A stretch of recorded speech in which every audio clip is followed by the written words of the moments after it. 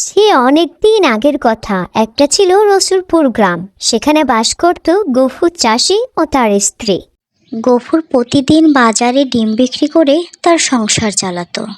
কি গো, সকাল হয়ে গেল, তুমি এখনো বসে আছো? বাজারে যাবা না ডিম লইয়া? হ হ বউ, এক্ষুনি যাইতাছি। ওই একটু বিশ্রাম নিচ্ছিলাম, ভাবতাছি সংসারের কথা, তোমার আমার কথা। ওই ডিম লাগবে, ডিম, মুরগির ডিম, হাঁসের ডিম, আরো আছে পাখির ডিম, বড় বড় ডিম। ডিম লাগবো, ডিম। আমার ঘুমটা নষ্ট করলো। কি আরামে ঘুমাইতেছিলাম গো, কে নষ্ট করলো আমার আরামের ঘুম? ডিমের গন্ধ পাচ্ছি। ওই দেখা যায় ওটা ডিমওয়ালা ডিম নিয়ে যাচ্ছে। কতদিন মজা করে ডিম খাই না গো। হাই, মজা করে ডিমগুলো খেয়ে নি। গফুর যখন ডিম নিয়ে বিক্রি করতে যাচ্ছিল বাজারে, তখন পাশে বটগাছে বসে থাকা ডাইনি বুড়িটা আস্তে আস্তে একটা একটা করে গফুরের সব ডিম খেয়ে নিল। গফুর কিছুই বুঝতে পারলো না যে ডিমগুলো কোথায় চলে গেল। সে আনমনে বাজারের দিকেই হাঁটছিল। কি ব্যাপার, হঠাৎ করে মাথার জুড়িটা এত হালকা লাগে কেন? কি হইল ব্যাপারটা বুঝতাছি না। দেখি একটু জুড়িটা নামাইয়া। এ, কি হইল? আমার জুড়ি খালি কেন? এখানে তো অনেকগুলা ডিম ছিল। ডিম কোথায় গেল? কে আমার এমন সর্বনাশ করলো? এখন আমি কি করব?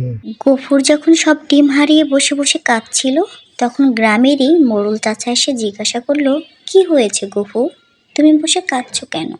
আর এখানেই বা কেন বসে আছো? তখন গফুর সব ঘটনা বলল। চাচা, আমার সর্বনাশ হয়ে গেছে। আমি যাচ্ছিলাম বাজারে ডিম বিক্রি করতে, হঠাৎ করে দেখি ঝুড়ি খালি, কোনো ডিম নাই। গফুর সব ডিম হারিয়ে মন খারাপ করে বাড়িতে ফিরে গেল। বাড়িতে যেয়ে দেখলো গিন্নি উঠোনেই বসে আছে। গফুরকে এত দ্রুত ফিরে আসতে দেখে তার গিন্নি তো অবাক। সে বুঝতে পারছে না কেন গফুর এত দ্রুত ফিরে এলো, আর কেনই বা গফুরের মন খারাপ। কি গো, এত তাড়াতাড়ি ফিরে এলা যে? বাজারে যাও নাই, ডিম বিক্রি করো নাই? তোমার মন খারাপই বা কেন? বউ, সর্বনাশ হয়ে গেছে। আমি তো বাজারে যাচ্ছিলাম ডিম বিক্রি করতে, হঠাৎ ঝুড়ি খালি লাগতেই দেখি ঝুড়ির মধ্যে কোনো ডিম নাই।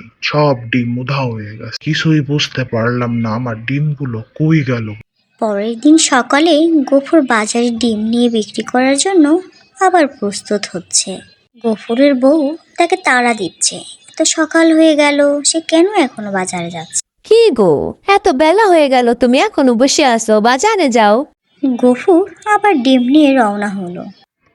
ডিম লাগবে, ডিম, মুরগির ডিম, হাঁসের ডিম, আরো আছে পাখির ডিম, বড় বড় ডিম। ডিম আছে, ডিম। কি ব্যাপার, এখনো ডিমওয়ালা আইতাছে না? ওই তো ডিমওয়ালা, ওই তো ডিমওয়ালাকে দেখছি। আইসা গো। আর একটু কাছে আয়, খুব মজা করে ডিমগুলো খেয়ে নেব।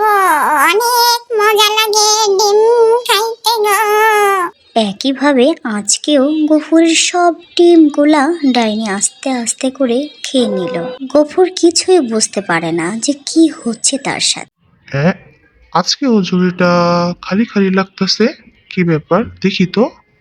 গফুর যখন তার ঝুড়িটা নামিয়ে দেখলো একইভাবে ডিমগুলো কোথাও যেন উধাও হয়ে গেল। প্রতিদিন এভাবে ডিম উধাও হওয়াতে গফুর একটু মনে মনে ভয় পেয়ে গেল। তারপর খালি ঝুড়ি নিয়ে মন খারাপ করে আবার বাড়িতে চলে গেল। বাড়িতে যেয়ে গিন্নিকে সব ঘটনা খুলে বলল এবং সে বলল সে ডিম বিক্রি করতে আর বাজারে যাবে না। গফুরের গিন্নি বলল, তুমি চিন্তা করো না, আমি তোমার সাথে কালকে যাব বাজারে, দেখি ডিমগুলো কোথায় উধাও হয়ে যাচ্ছে। গফুর সকালে আবার ডিম বিক্রি করতে যায় এবং সাথে তার গিন্নিও যায়। ওই ডিম লাগবে, ডিম, বড় বড় ডিম, হাঁসের ডিম আছে, মুরগির ডিম। আর ওইদিকে ডাইনি বুড়িটা গফুরের জন্য ওয়েট করছে, কখন সে যাবে আর মজা করে ডিমগুলা খাবে।